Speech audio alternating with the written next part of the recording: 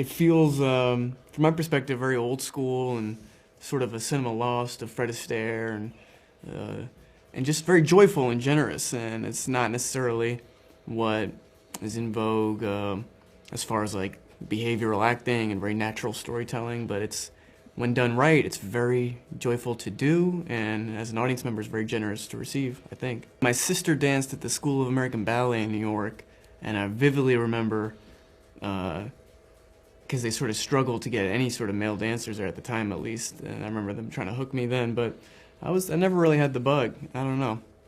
But when you see great dancing or great musical theater, it's unlike anything else, I think.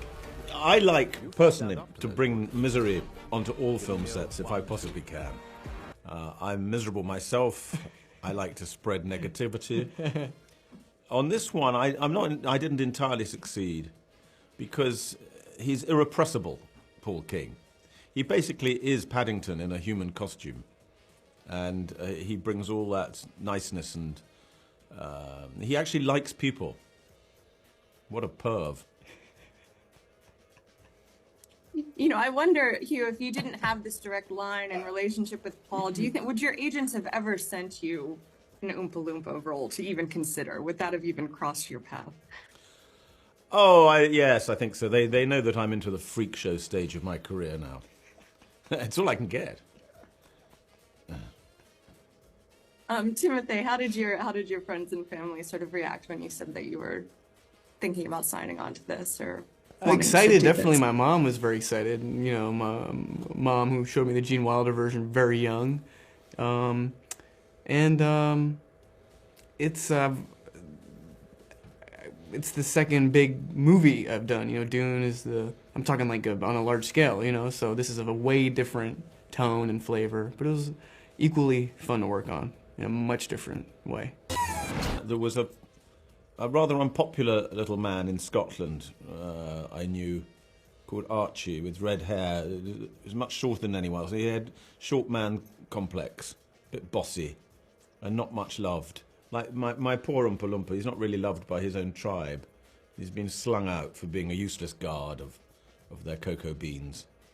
And there's a tragedy underneath him. I'm sure that came through. It's a synthesis of my face photographed by lots of tiny cameras attached to a sort of helmet and CGI. So I never had to do hair and makeup or costume on this. It's one of the joys of a film like this. It's lovely. But there were plenty of downsides. Paul King's mad, insane, and he can't stop perfecting his films. It has to be dragged out of his hands physically to get released at all. So he kept adjusting Oompa Loompa scenes over and over again. It took me years. Drove me mad. My family begging me to stop acting altogether because it makes me so tense and grumpy. Actually, one of my little girls is studying Oompa Loompas in her classroom. How can that be? Yeah, what does that mean? What does that mean? I saw these, there were drawings all over the wall. Anyway, whatever. Do you want to get that? No, sorry. Come on, let's get it. It should be off. It should be off. Okay.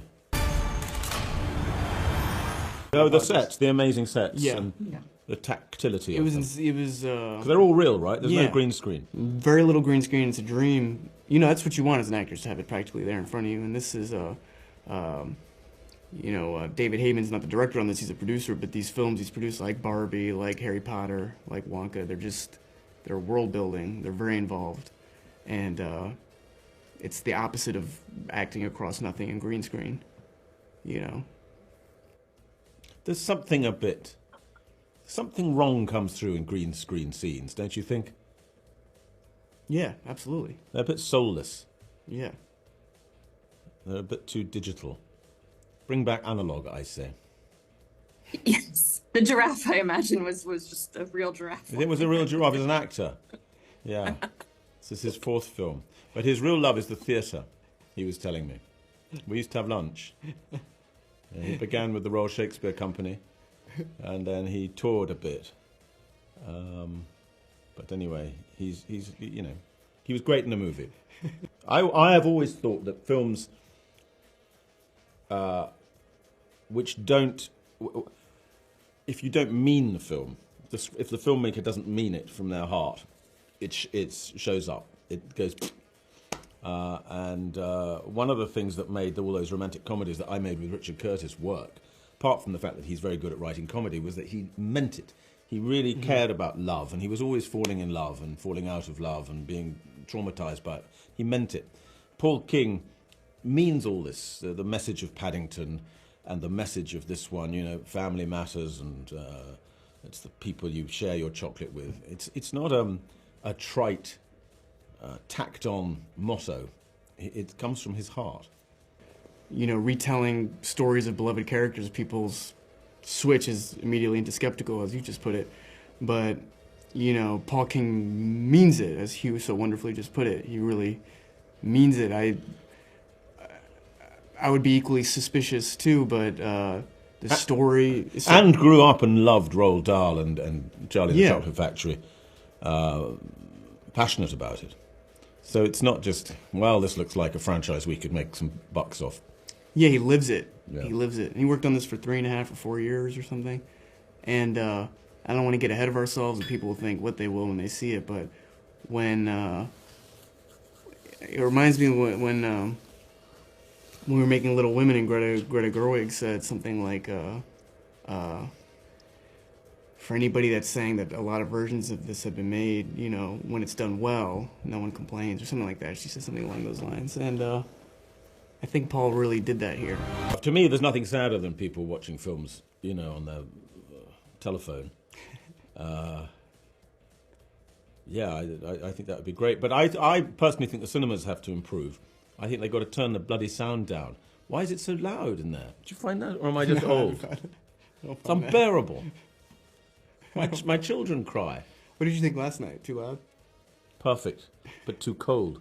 Got to sort out the temperature.